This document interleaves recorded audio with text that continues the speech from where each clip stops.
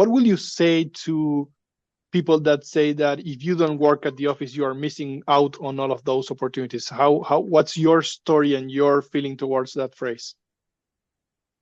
Yeah, it's different, no question about it. Being in a office environment does, in my opinion, it forces you a little bit more sometimes into some of those opportunities to work with people and to learn from people, and ultimately to network with some people as well that are going to be important for you later.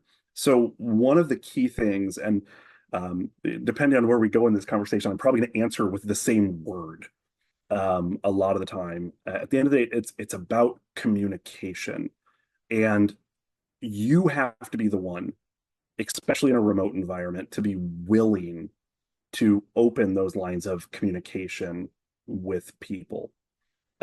Sometimes that is with people that are inside the organization that you're in. Sometimes you luck out, right? And you find yourself in a company that has other people who are peers or direct reports or any of those things that are amazing people that you can leverage. But you have to frequently be the one to reach out, because I don't know if this is like a human nature thing or if this is a little bit more of the people who tend to find themselves in the software engineering industry side of things, but we can get really siloed sometimes as we work a problem. I know this is true for myself as well. Like I have to like be cognizant of this fact that sometimes when I'm working a problem, I get in the zone on it, and I shut kind of the world out.